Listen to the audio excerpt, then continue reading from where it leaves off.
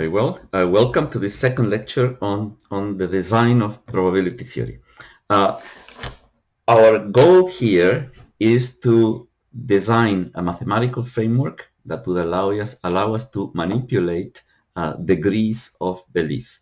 So let me share my screen with you, and we can start talking about this. So here's the idea. We are not concerned with the personal beliefs of any particular individual. Now, that is a really important problem, but that's not our concern here. What we would like to have is a design of probability theory that might allow you to be much, much more objective. We want to decrease the subjectivity that is associated with human beings. We want to increase subjectivity. So that's why what we want is to discuss degrees of rational belief. Human beings are not particularly rational, so we want to avoid that. So what is the problem really that we want to tackle? As I said, it's not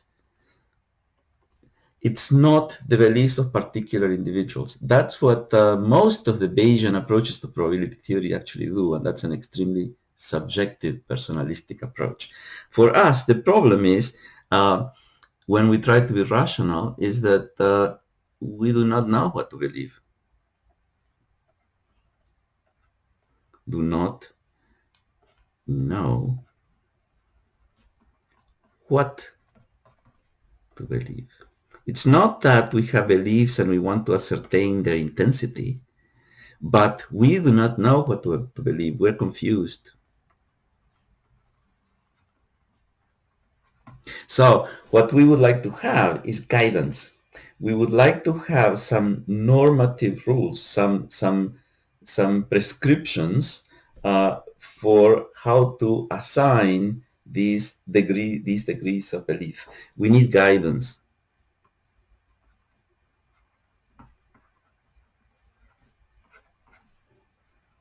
So these are prescriptions, rules. Very good. And the weird way that we can actually phrase this is to say we need guidance about what we ought to believe if only we were ideally rational.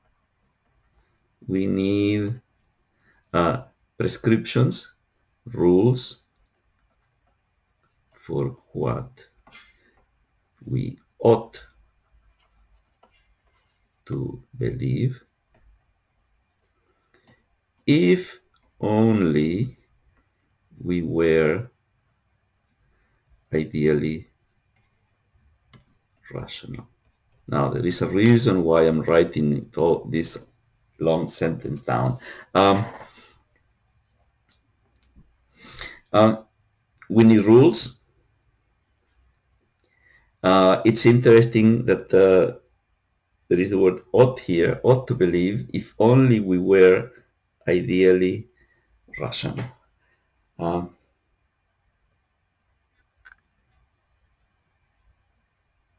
Please notice, this is not going to reflect my beliefs or your beliefs. This is something else. These are the beliefs that a robot would be would ascribe to. So what these are the beliefs of would be of an ideally rational agent. So this is going to be the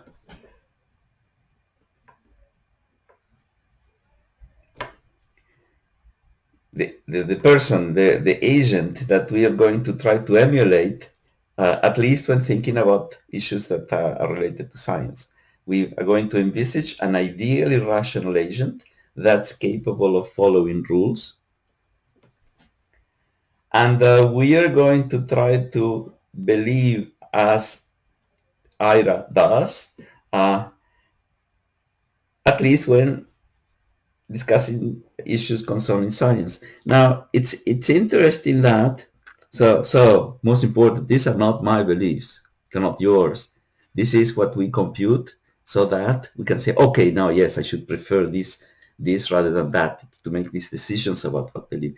But it's interesting that there is this verb ought. The verb ought, what we ought to do, is normally associated with what behavior should we adopt. It is connected more to ethics than anything else. So does this mean that in our approach to doing science, we are doing something that is connected to ethics? Could it possibly be that the true foundation of science lies in ethics, in ethical behavior? And in a sense, it is, because what we are saying here is that in the end, science is a quest for intellectual honesty. Um, so there, I'll leave it there for you to meditate on this. There is this interesting step when we're trying to establish what are our rules for assigning degrees of belief. And there is a connection to ethics somewhere here. The other word that's sort of interesting is rational.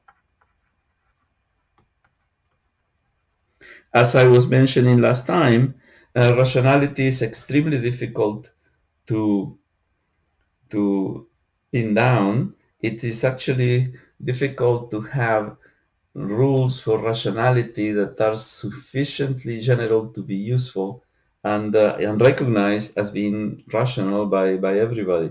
What we can do in order to achieve some rationality is uh, avoid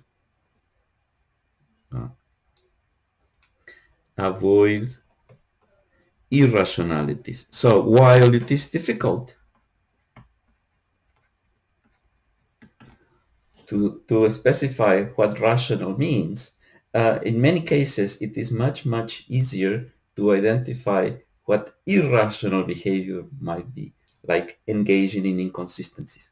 Now, so what we're going to do is adopt as a principle here that if there are two different ways to perform the same calculation, then the two different ways have to agree with each other.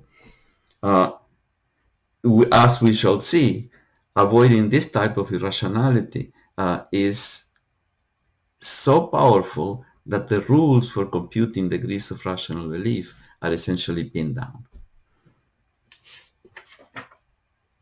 So the approach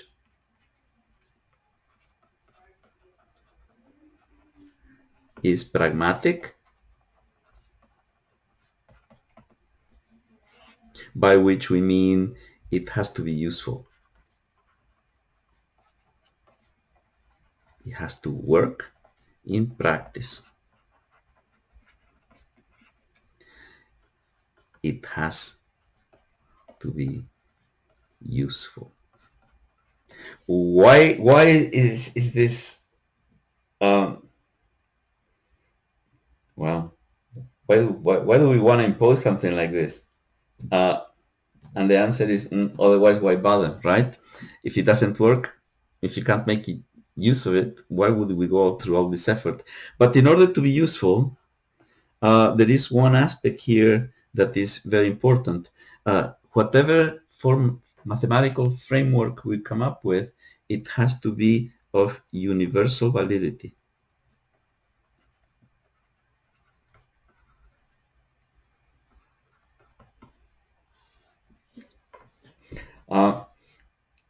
This seems like wishy-washy, but think about it this way. Suppose that we come up with a scheme for inductive inference that is to be applied in a particular field in science, classical mechanics. Suppose now that there is another field in science, and we decide that the rules of inference are going to be different. It could be the stock market. Suppose that the rules whereby we assign probabilities in classical mechanics are different than the rules that we assign probabilities in the stock market. We have classical probabilities and we have stock market probabilities.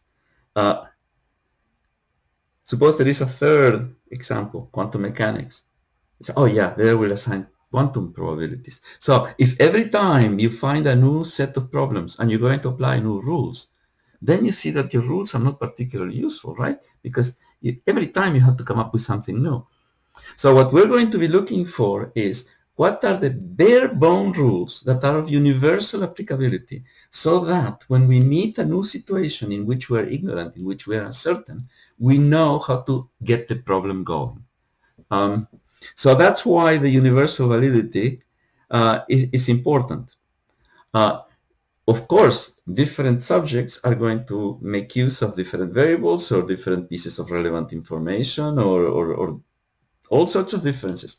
But the rules are not going to be the differences in the way we manipulate probabilities, the way we manipulate degrees of belief. Let me say differently.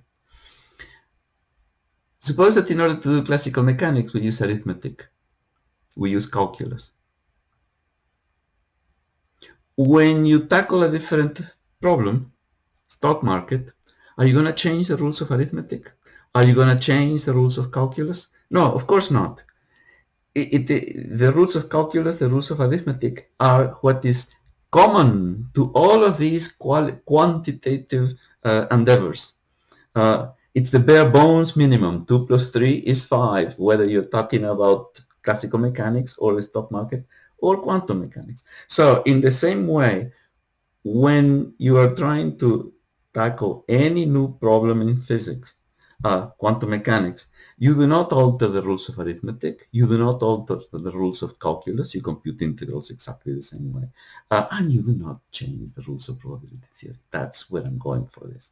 So when I'm talking about many of these issues here, and it appears that I am being unnecessarily philosophical about it, remember, there is always the ghost of quantum mechanics hiding behind us, and that is what I'm addressing actually, no quantum probabilities. Very good. So,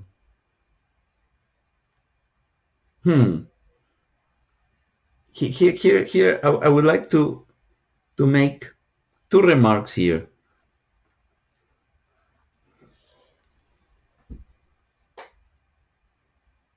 When we try to figure out the probability of something, the probability of something, the degree to which you ought to believe in that something, typically we're going to phrase this kind of statement.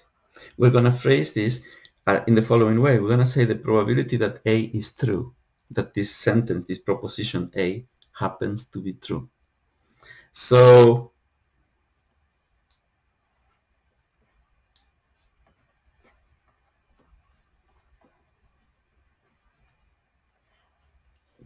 what do we mean by truth?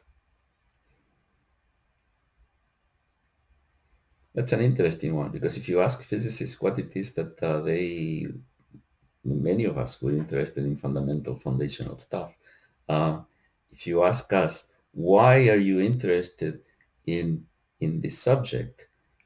Well, many of the answers are going to be things like, oh, because we're really interested in the workings of the universe. We want to understand the ultimate truths about the universe, about the world. We want to understand reality. So, what does it mean to say that something is real? Let me put it this way. Suppose you have a theory.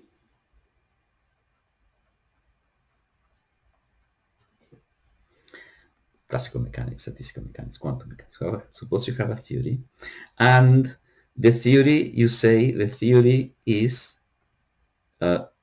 true. Very good. We sort of understand what it means, right? Actually, it's very difficult to say what this actually means. But When you're doing science, of course, we're searching. We're involved in the search for truth. We are involved in the search of coming up with a theory that happens to be true. So the question is, how do we know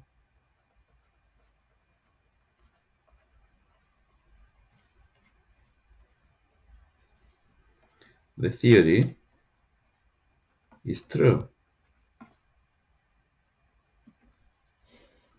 Well, here's how we know. Because the theory works.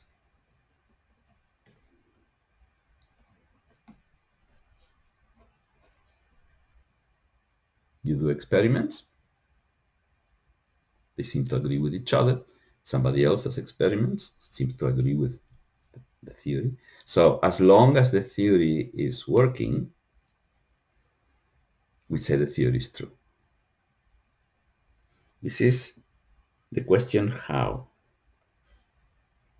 But there is another question that we can ask here, which is why does the theory work? Why does the theory work? Well, we say here because it agrees with reality, because it is true. Now, the sentences here that I've written down are sort of like a little bit weird because it says here, how do you know the theory is true? Because it works. Why does it work? Because it's true. So do you see that there is a certain circularity going on? In the end, all we're saying is the theory works.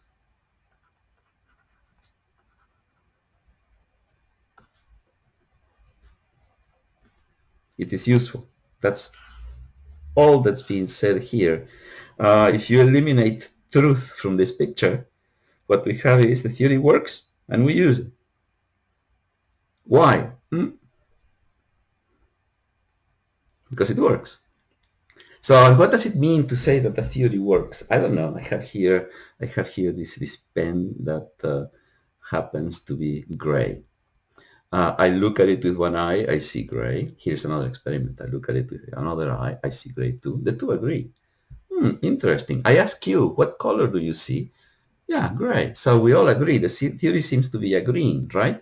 Now, I never actually got to the point where there is something the matter about the pen actually being gray or not. It's just that we all agree. It seems that I can touch it. I have certain theories about the pen, and all my theories about the pen seem to be consistent with each other. The theory seems to be working. Whether the pen is actually gray or not, it's a little tricky because what does it mean to be gray? It scatters light in peculiar ways, but the gray has more to do with the way my brain works than anything else. And so what I want to point out here is that if you ask, how do you know a theory is true? It's because it works. But why would it actually work? It's because it happens to be true. The whole thing is very circular. So in the end, what is truth? Truth is a complement, a value judgment, a compliment we pay to a theory that is working. Now, this is actually very weird. This is the pragmatic definition of the concept of truth. Because what is really very weird is that no place here am I ever talking about the correspondence of the theory to an ultimate reality. The ultimate reality is not quite accessible anyway. How would you know that your ideas, your theories can be compared to ultimate reality? You can only compare ideas with ideas, really. So truth is just a complement. And if you find that your theory is no longer working, you just say, oops, well, I withdraw the compliment. I thought it was true, but it's not longer true. End of story. And you proceed. The advantage of this is that it's very practical. Now, theories contain elements meant to represent something ontic. So a theory like quantum mechanics will contain, for example, particles or atoms. And it contains other things as well, like wave functions and probabilities and things like that. But for some weird reason, we think that these theories refer to something that we call real, something ontic, something real. Oops. Um, so, what do we mean by real?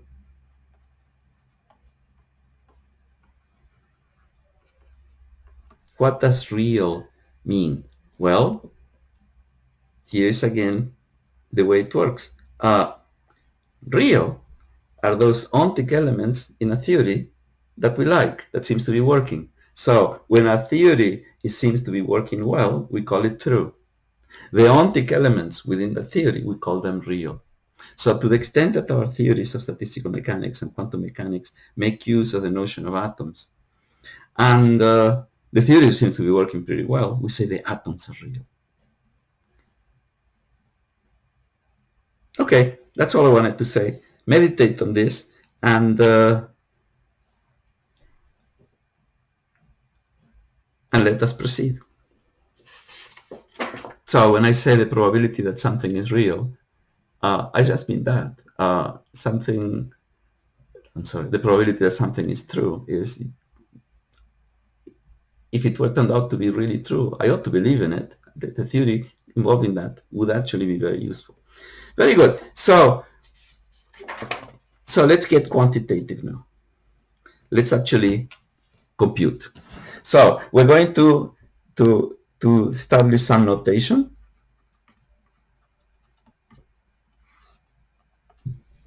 And we're going to start by saying we have propositions.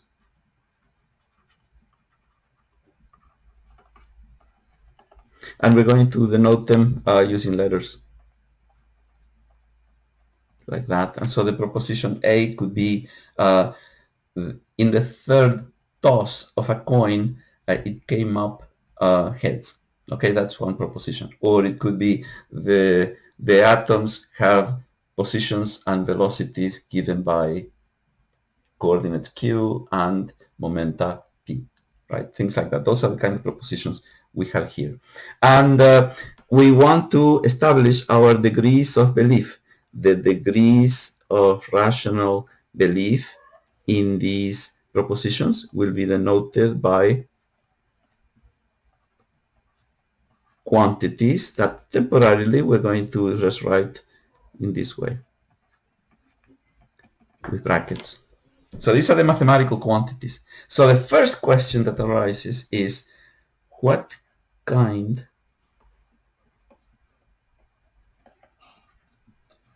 of mathematical objects shall we use?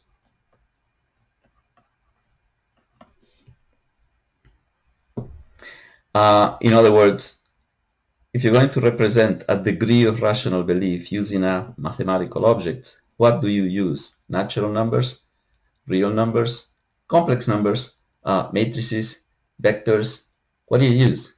Okay, so here we're going to design the theory. We start the design of the theory by saying there is one aspect of degrees of belief, of the intensity of belief that we want to capture. And that aspect is that if A is more believable, plausible than B, than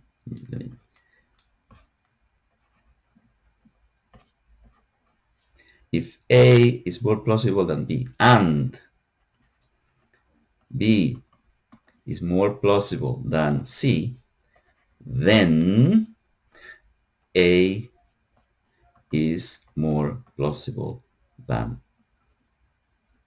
Let me see, did I get this right? If A is more than B, B is more than C, then A is more than C. We want to make sure that our degrees of belief represent the transitivity of these of intensities of belief. And the way we're going to do that is to say, well, transitivity is reflected by assigning these degrees of belief as real numbers. So if these are real numbers, and here is the degree of belief associated to proposition A, and here is the degree of belief associated to proposition B, and here is the degree of belief associated to proposition C. Then you see here that if A is more than B and B is more than C, then A is more than C as well. So, conclusion, degrees of rational belief are represented by real numbers.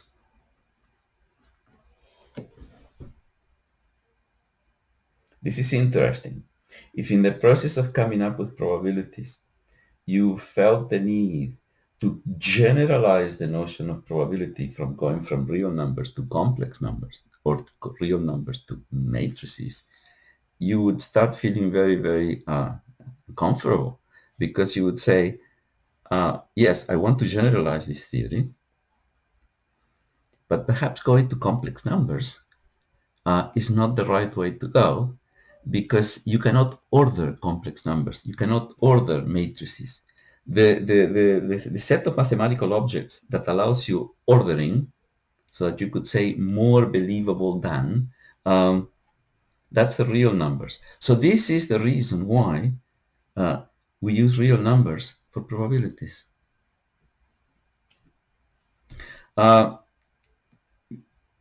Various this mode of reasoning can be used in a wide variety of situations, and it always comes down to what is it you want to do with the theory you are designing. We're going to do this later, but for example, suppose that you're trying to design a theory to describe degree of hotness, temperature, degree of hotness. One of the things you may want to impose on those theories from the start is that if system A is hotter than B and B is hotter than C, then A is hotter than C. And what that means is that temperatures ought to be described by real numbers. It makes no sense to generalize the notion of temperature and use complex numbers or use vectors or use any of the other things. It would not be, you may get a generalized theory, but it would not represent degree of hotness. Yet another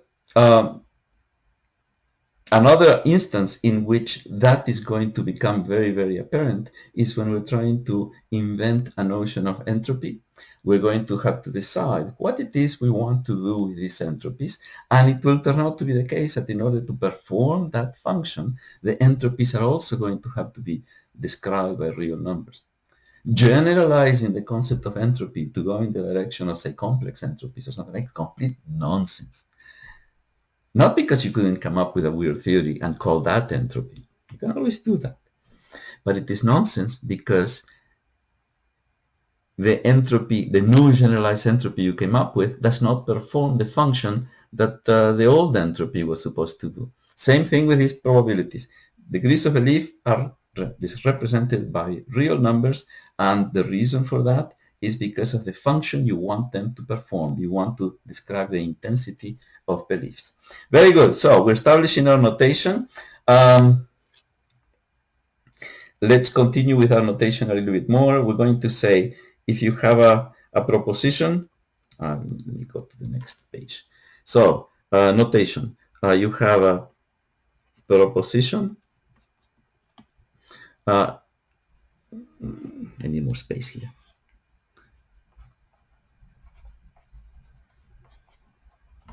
And you have the corresponding real number, the degree of rational belief. So if you have the proposition A, it may be raining outside. It is raining outside. Is that true or not? It stopped raining. So as you assign a number that tells you what is the probability, the degree of rational belief that it is raining. But you also are going to be interested in talking about the negation of that proposition. We will denote those with a tilde, and we read that as not A. And you're going to have also a degree of belief corresponding to not A. It's very interesting that the more you believe in A, the less you believe in not A. We're going to make use of those ideas later. Let's see how they come up. There is also the possibility of combining propositions, and the first one we are going to address goes by the name of conjunction, which is the same as or. So if you have, no, I'm sorry, it's the same as and. The conjunction of two propositions is when you do and we're going to denote them as just by placing the two propositions side by side, and there is the corresponding degree of belief. And an alternative notation that people use is a inverted wedge D. So that's an alternative notation. Then there is the disjunction or, and that we're going to denote with the wedge. Sometimes people use the symbol plus, just like up here, up there we were using the symbol for product. Here we can use the symbol plus. There is a reason why we use product and sum for these Boolean algebras. In any case, I'd rather not use the symbol plus and not use the inverted wedge so that we do not confuse these things. It's easy to get confused, as I just did. Very good. There is another important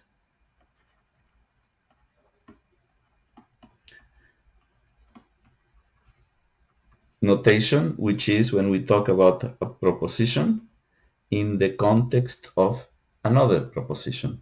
And the way we are going to read this is proposition A given or assuming proposition B. And so this would be the plausibility or the degree of belief in A given B. So this is read. So the symbol here is called the solidus. We're never going to use that word, too pedantic. Anyway, and we're going to read this as A given B. So we're concerned with the truth of A in the context in which B happens to be true. Or we're going to read this alternative as A assuming B, assuming that B is true. Very good.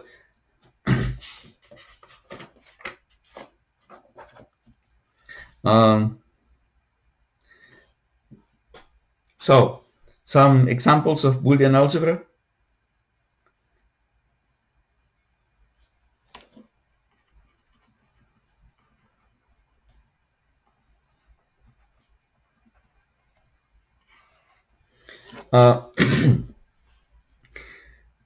When we write A equals B, the symbol equals means same truth value. In other words, A equals B, when A is a proposition and B is a proposition, when we write A equals B, it means that the proposition A is true if and only if the proposition B is true. their truth values, true or false on both sides, are always going to go together. So true if and only if B is true.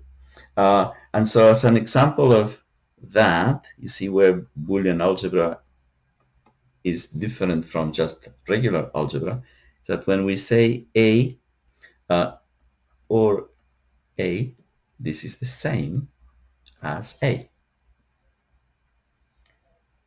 It is either raining or raining. It is either raining or it is raining. That's the same as it's raining. So that's exactly what I just wrote here.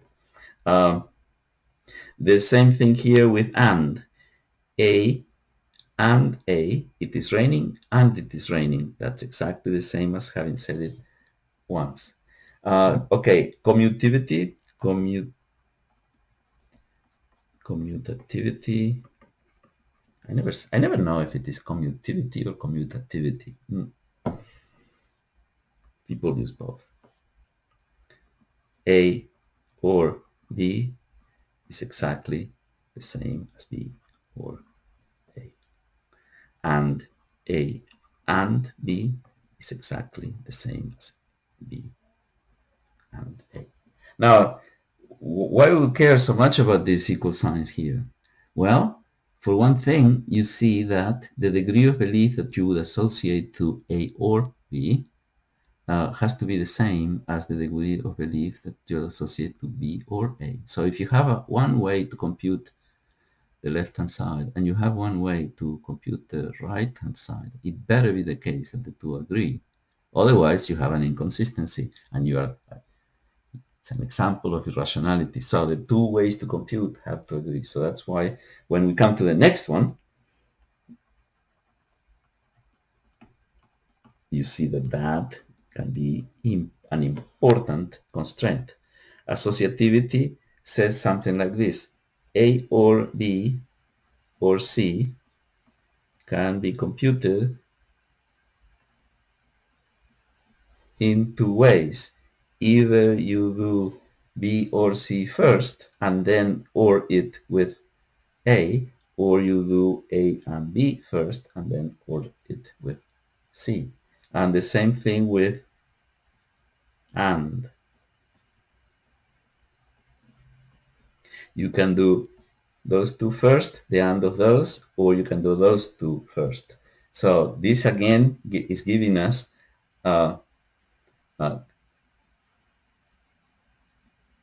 is going in the direction of suggesting the possibility of having two different ways of computing something and the two have to agree. It is from here that we really get important constraints on the way you assign these degrees of belief. And there is also distributivity.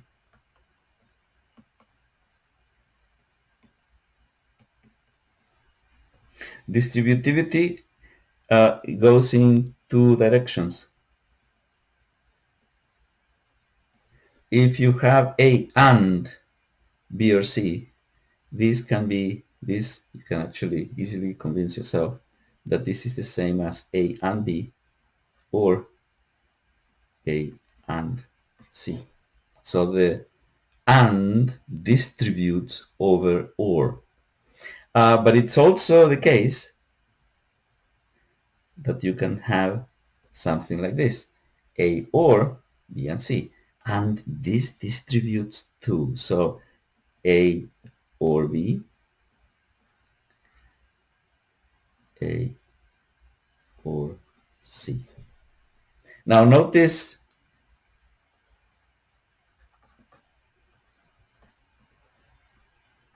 aside. When we say you have just numbers, so let me write it like this: X, Y plus Z, and you distribute, you get XY plus XZ, right? It resembles that equation, right? So the distributivity of the product over the sum is very much the same when you're doing regular algebra or you're doing Boolean algebra.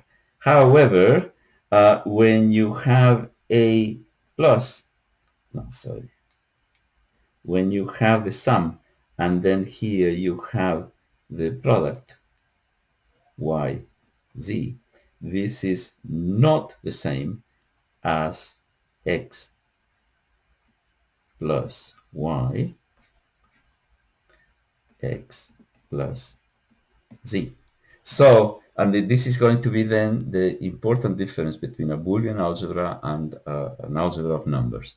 The product distributes over the sum, but the sum does not distribute over the product, while for a Boolean algebra it does.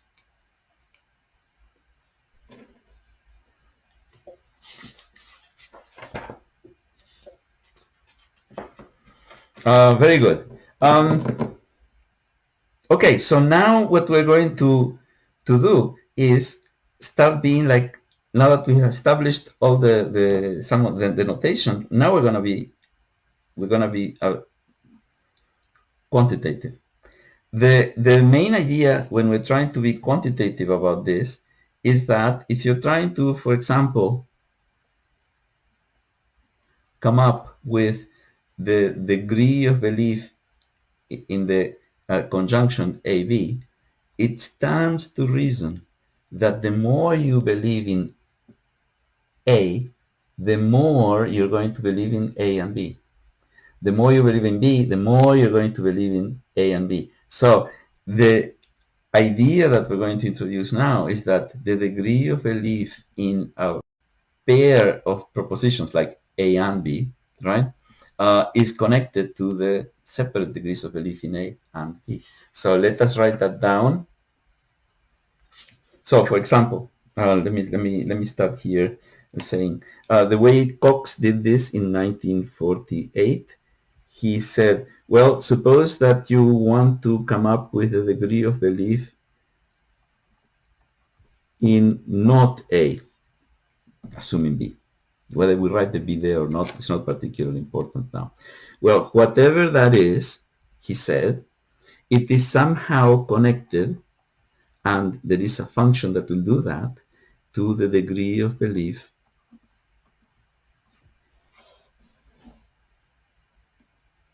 in A. So the degree to which you believe in not A is somehow correlated to the degree of belief that you have in A. And the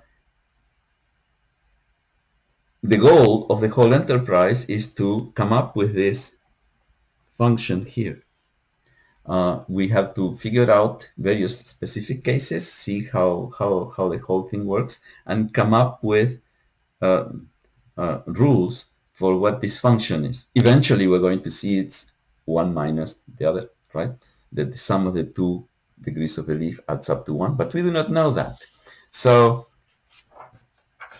this is where we're going to come up with design specifications. What do we want these generic functions f to accomplish?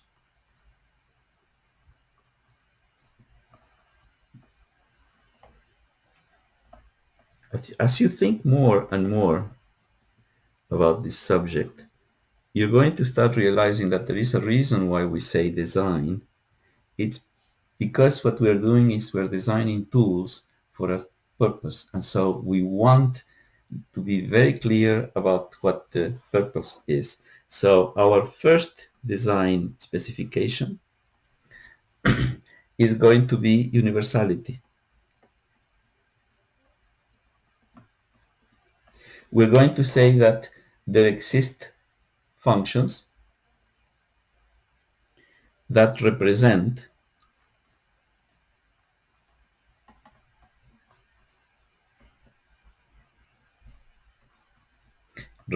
that represent or, and this represents and. So what we seek is a function that will represent these operations, or an and the way we want to say it is that A or B given C, this degree of belief, you see, it's a disjunction, it's an or, there is going to be a function, And what we want to write in this function as the arguments is say, look, whatever your degree of belief in A or B is going to be in the context of C, we know C, assuming C is true, is that it's going to be a function because this degree of belief is going to somehow depend on your degree of belief in A. Your degree, let me see, the degree of belief in C. And then of the possible other degrees of belief that we could write here, A given BC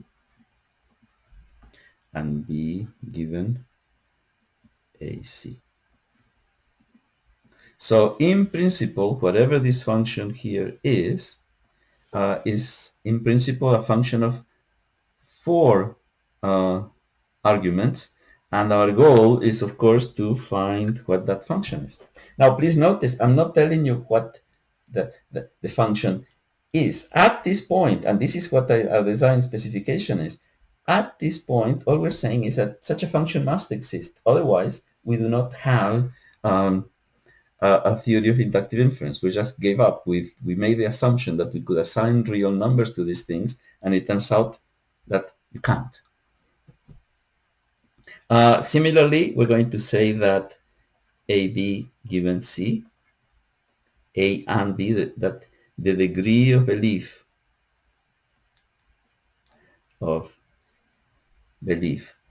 in A and B is going to be dependent on, it's going to depend on AC, BC,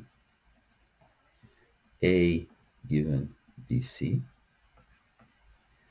C, B given AC. Now, as you think more and more about these things, one of the things I would like you to notice is that these are all the possibilities. When I write the 4 arguments here, this is all that could be. So I'm being very general when I say this. Sometimes people have tried to design the theory of probability by just assuming a subset without actually making sure that, making assumptions that it only depends on this, only depends on that. That's all right, but if you're going to really prove that this theory is of universal applicability, you better include everything that it could depend on. In the context of C, so C appears always on the right-hand side of the solidus, I'm including all possible degrees of freedom. And I'm saying here, this is an interesting design specification, because what I'm saying is it's very qualitative. I'm not telling you what the function is. I'm not saying probabilities are supposed to add or multiply or they are supposed to add up to 1. All of those things we have to derive that. So it's not very specific. It's very, very vague at this point. But also, by the very fact that I'm assuming it's going to be universal, this is going to apply to classical mechanics and quantum mechanics too, and the stock market and medical trials everywhere. Second design specification. Avoid irrationality, consistency.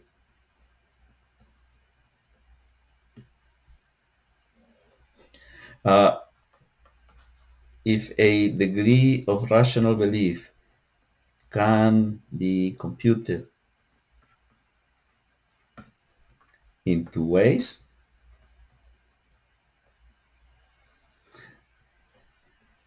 the 2 ways must agree. You see, if it were to be the case that you compute in one way and you get A is more believable than B, and you compute in a different way and you get that B is more believable than A, well, such a theory is not at all useful. It's pragmatically useless. It does not provide you the guidance you seek in order to assign your beliefs. So what is the method we're going to use now? You see, we started being qualitative. We have functions here. We're going to assume that these functions, whatever they are this is supposed to be to work in practice, right? So the functions f and g are going to be reasonable functions. We want to be able to use functions that are sufficiently well behaved, that you can take derivatives, or you can add them, or you don't have infinities here floating around. So remember, it's supposed to be useful. But how do we proceed now to figure out what these functions f and g are? So we're going to use a method,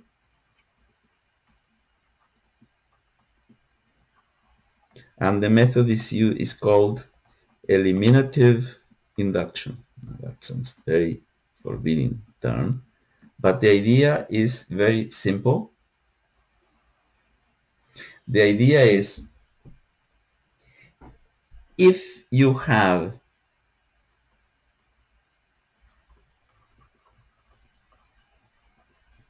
a general theory,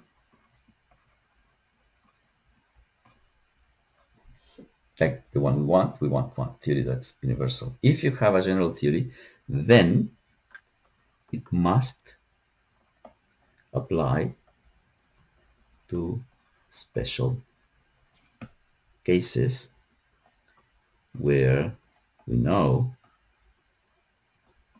the answer.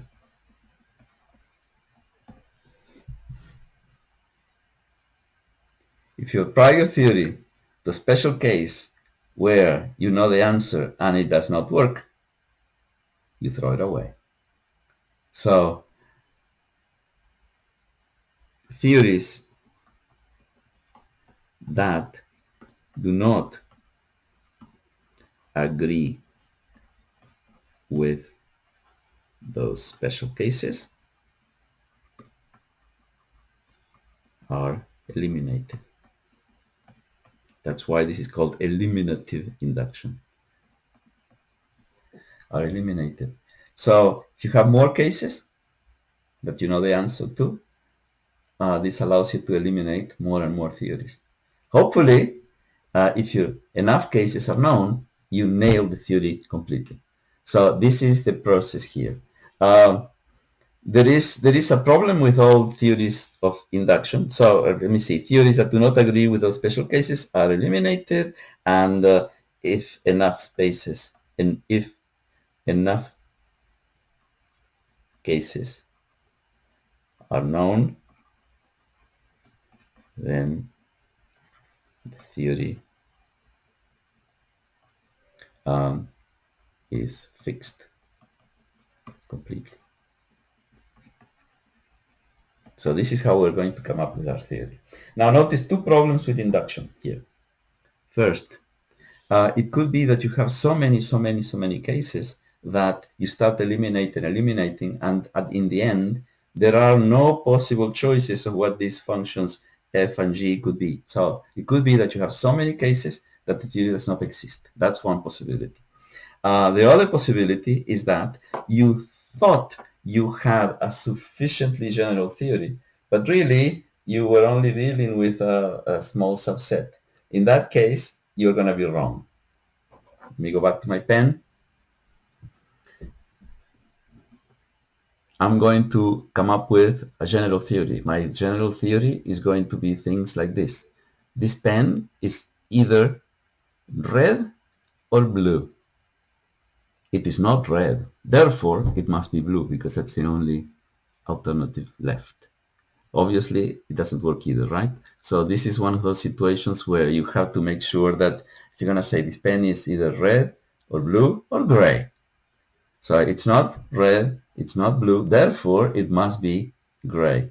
But unless I included that gray in my initial set of choices, it's not going to work. So induction is risky. There is no guarantees that it's going to work. Oh my God, that's really terrible because we're going to formulate the whole of science on the basis of this, right? How do you know it's going to work?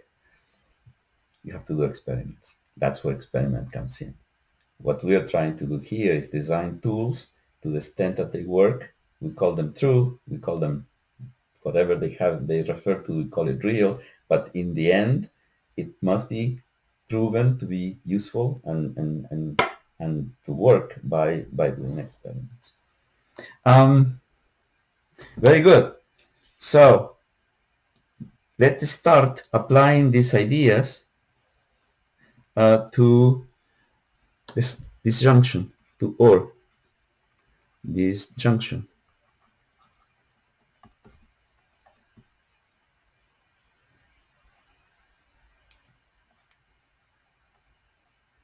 So we're going to apply this to OR, and the result is going to be the so-called sum rule. Very good. We started, let me go back here and show you where we were when we were trying to figure out what constraints we can impose on this function f. This is a function f of 4 arguments. That's really complicated. So what we're going to look at is special cases. We're going to do special cases where we sort of know what the answer is and get rid of the possible f's that don't work. So let me start by looking at special cases where the propositions A and B are mutually exclusive. Let me write it down here. Special case.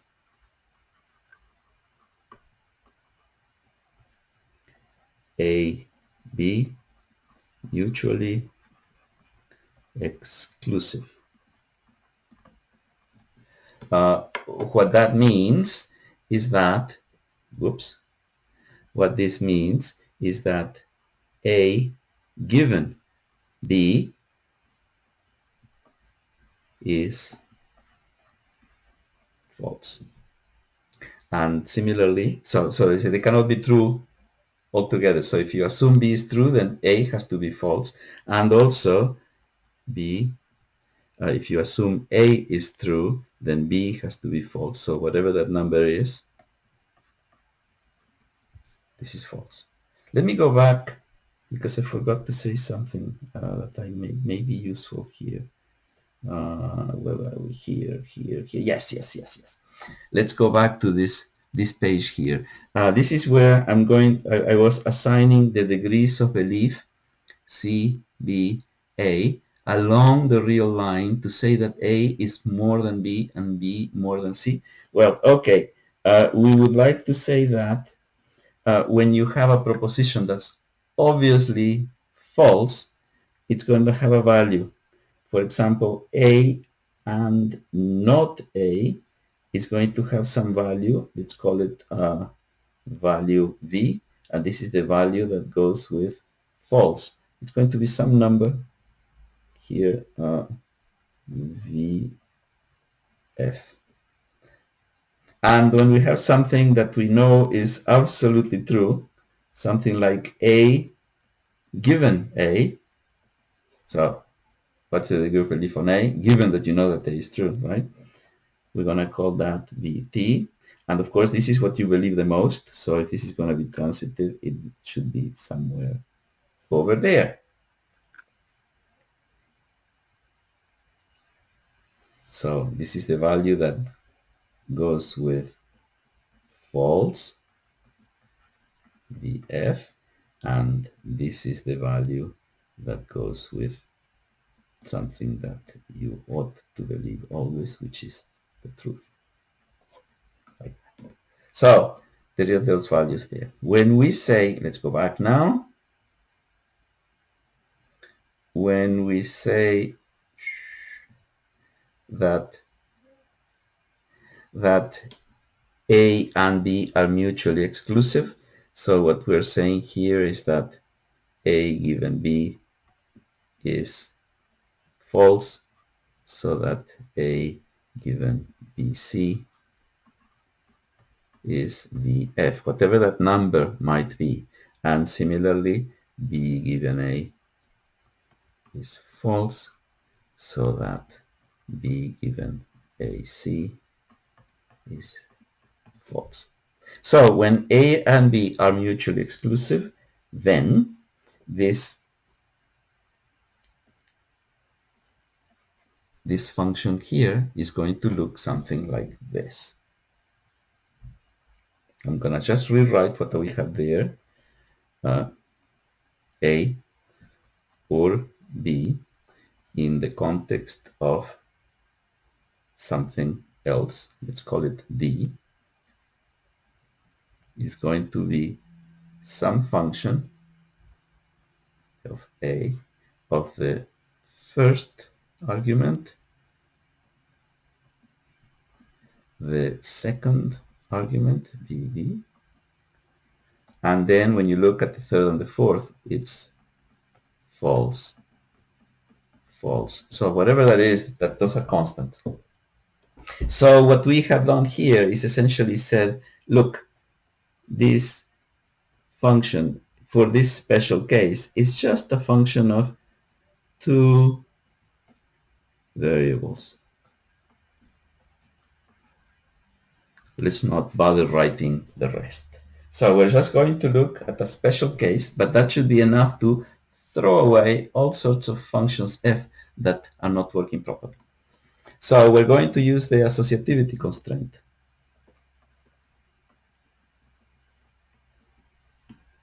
And what that means is the following. When you have A or B or C, we can write that as A or B, let me see, B or C. And then we do here, we do either the first two first or the last two, okay? So this is the associativity of OR. And we're going to do this, all of this, in the context of some D there. It's not particularly important that we put the D there, but just for completeness, it could be conditional on the truth, in which case you don't need to write it. This is a little bit more general. Very good. So now what we would like to do is assign degrees of belief here. Okay, here we go. Degrees of belief. Now, what we have here is a degree of belief of an OR. The way we compute this is by saying there is a function of the degree of belief of the first, just like here, there, the degree of belief of the first, the degree of belief of the first, and now the degree of belief of the second, degree of belief of the second, and this is supposed to be equal to a function, the degree of belief of the first, degree of belief of the second.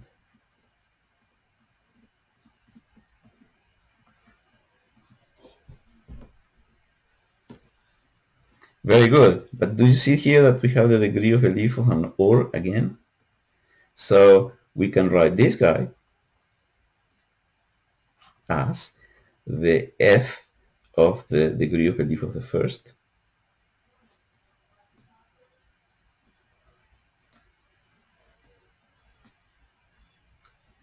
comma, degree of belief of the second. I'm sorry, the first, got it wrong there. A, B, B, D.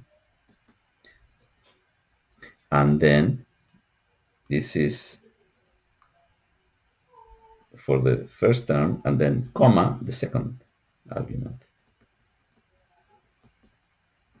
And this is supposed to be equal to, let's do the right-hand side now, there is the f of A, D, comma, and then here we have the f of the first, comma, the second.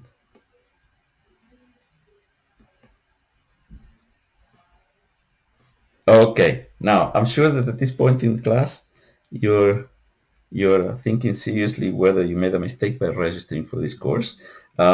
But trust me, it's going to get pretty, really very, very, very soon, because after all, even though this looks very, very complicated, these objects here are just numbers, right? The real numbers.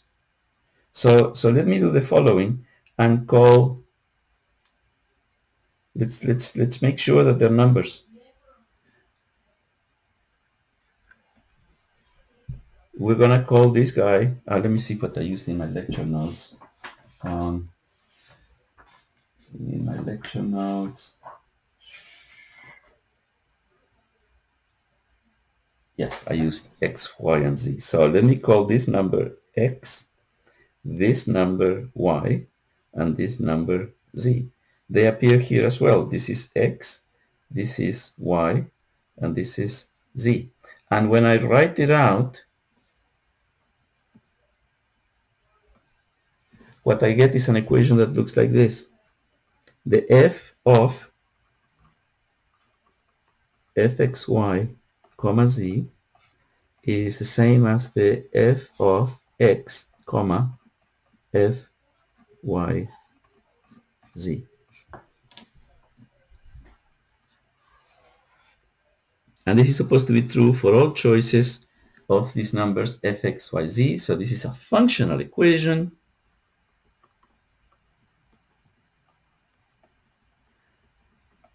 for the function f that represents OR.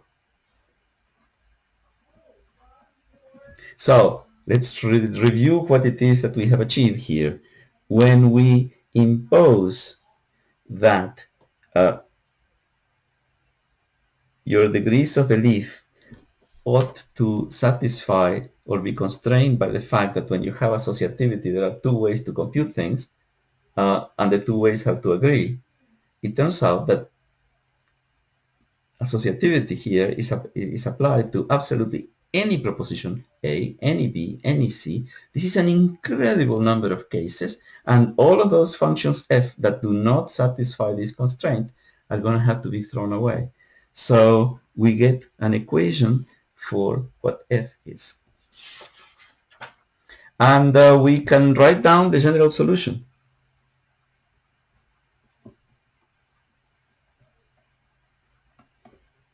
for this equation.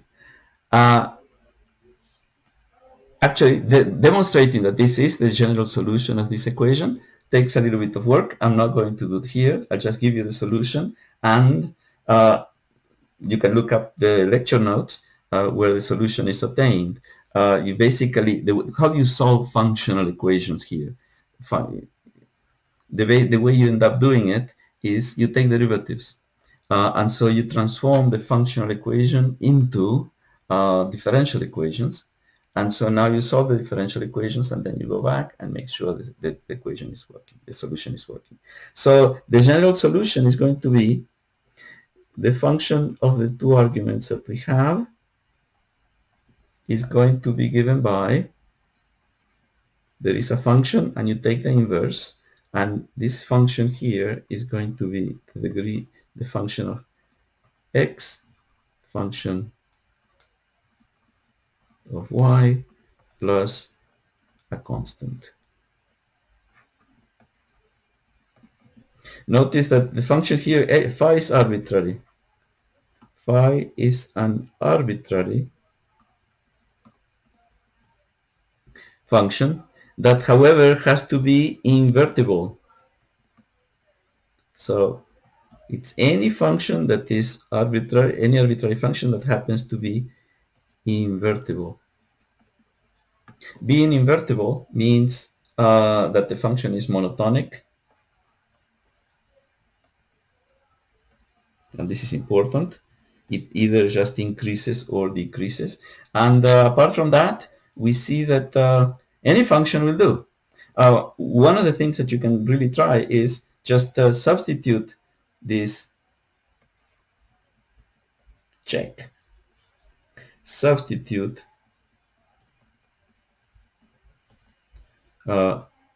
this fx back into the associativity equation.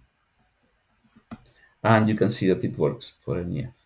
Now this is both really interesting, but on the other hand, it's a little bit it could be a little bit discouraging, because after all we wanted to have a particular function for f, we wanted to figure it out, and what we end up finding is that we found an infinite number of them.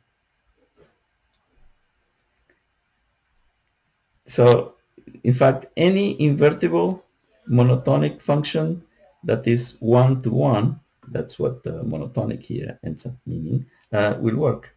Well, this is actually very interesting, but let me rewrite this, because this is actually beautiful, okay? This part of the next part of the argument. Let me rewrite this equation here as follows.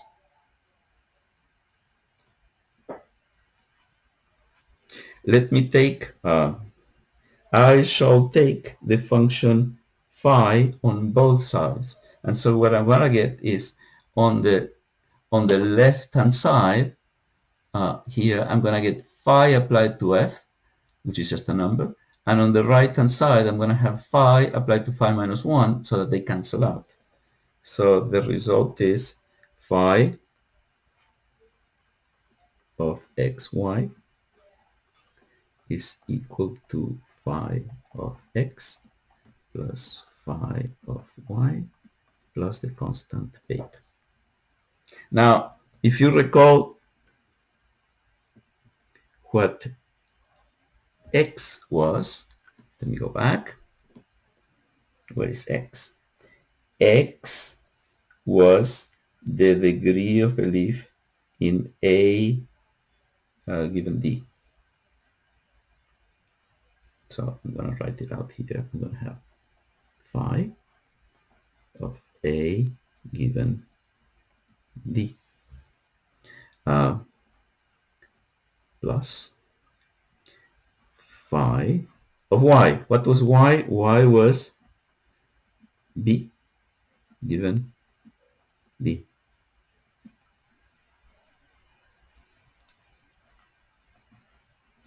And then you have the beta. And when we look at the right-hand side, what we have there was the degree of belief of A, the degree of belief of B, but this is the degree of belief in A or B. So this was the degree of belief of A or B given. This way of writing the equation is actually very interesting, because what it is actually telling us is that if we put our degrees of belief, here are degrees of belief, these plausibilities, we put them in a line, and here we have C, here we have a B, here we have an A, and here we have VF, and here we have V true. Then remember that we just chose these degrees of belief so that they are ordered.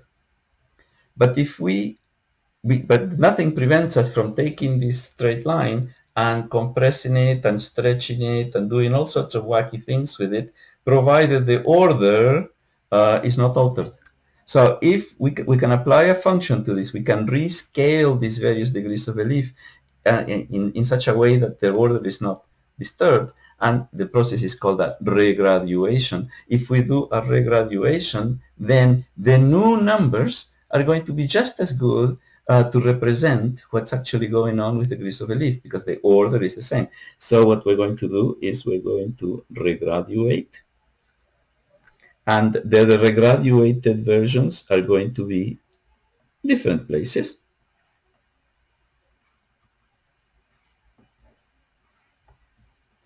And when we do the regraduated versions, as you can see here, the order is preserved. But let us choose, suppose that I were to choose here the new regraduated version of A. I'm going to say it's the phi of A, of any proposition, plus beta. If I were to add beta here and add beta there, you see that we have these three pieces.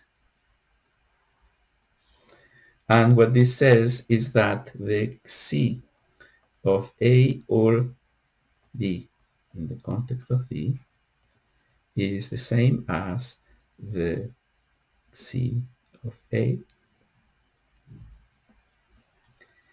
plus C of B given D. In other words, for these regraduated degrees of belief, the F function is extremely simple. The F function is just the sum.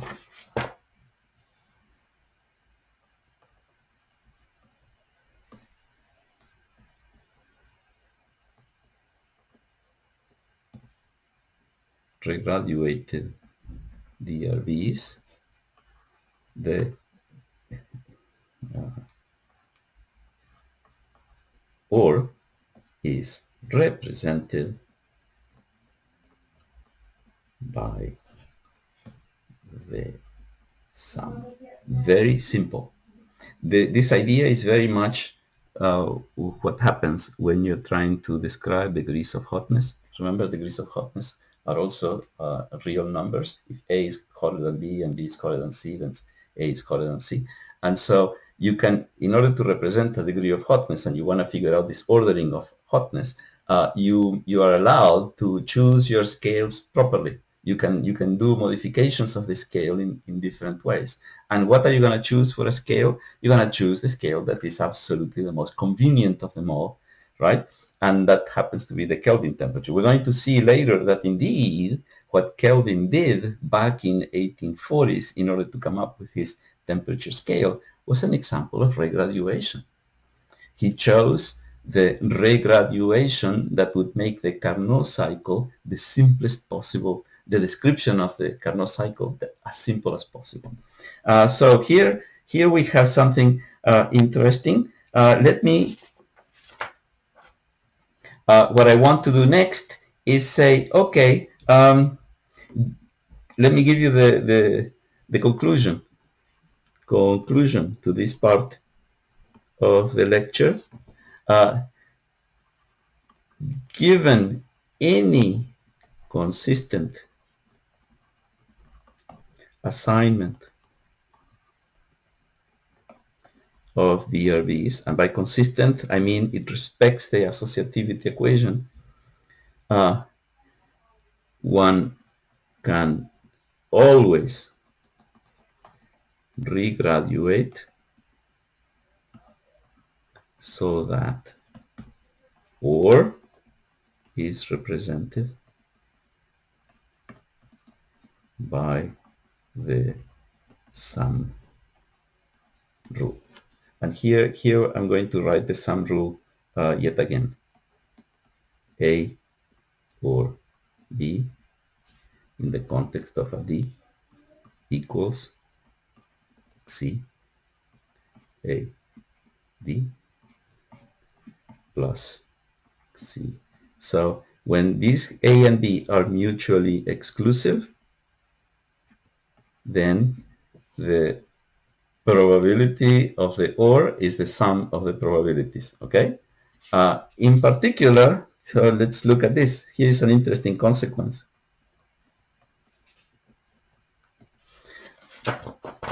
Suppose that the D happens to be not A. Let's look at the consequences of this particular choice.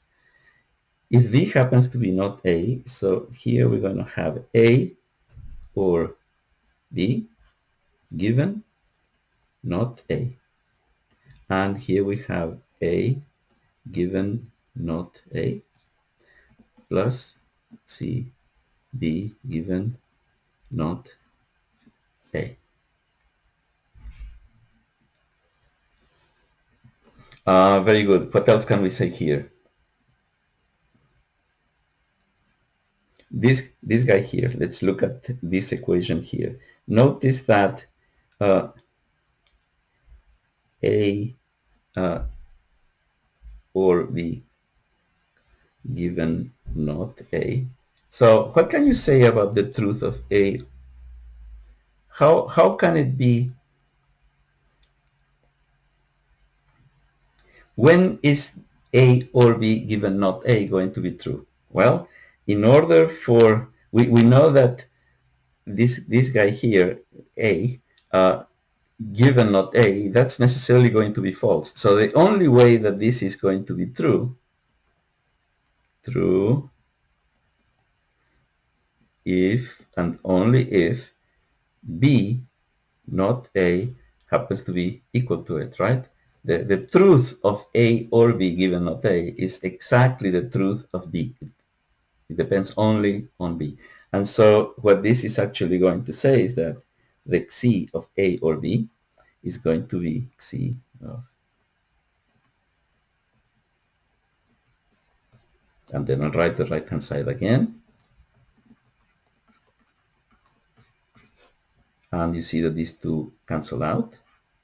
And therefore the conclusion is that the Xi here of something that is obviously false. So let me write it as well.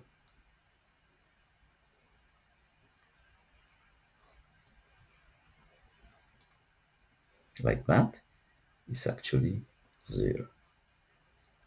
So we have just proven here that the probability of something that's false is 0. 0. This guy here is the Xi of C, Xi of B, Xi of A. And at this point, we don't have anything that we can say about this guy here. It's just a number. But if we let B equals A, then let me see what we get here. Let's go back to this equation, and we say that B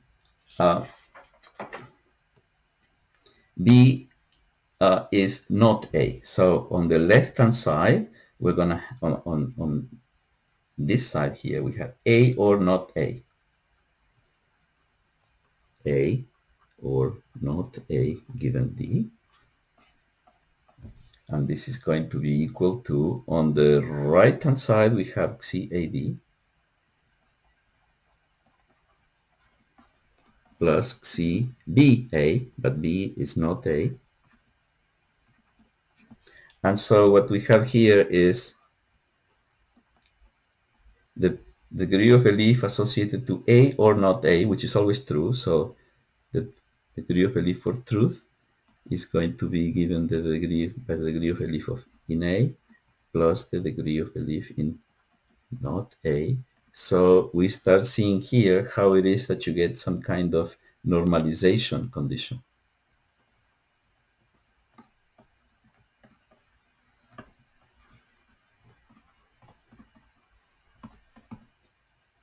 Very good. Time to take a break. Let me summarize here. Let's go back to this. Given any consistent assignment of degrees of belief, and by consistent here is if we use associativity, we have two ways to compute the degree of belief, and they do have to agree. And they have to agree for any choices of the proposition. So these are many, many, many examples that we can use to eliminate the wrong function representations of or, the wrong function set. So we use those, and what we get is a solution to that equation, to the F equation, that to the associativity equation that involves an arbitrary function. But that arbitrary function is not so arbitrary. It's monotonic. It's invertible. And so we can use that function to regraduate the old beliefs A to C of A. And when we do that, the OR is represented by a sum rule. I hope you catch the drift of how it is that we're inventing this. In principle, I have used the word probability to remind you of what it is we're trying to go. But in principle, I didn't need to use them. I'm just showing what are the rules to manipulate degrees of rational belief. Time to stop now. I'll come back in a little while to tackle the second part of the class.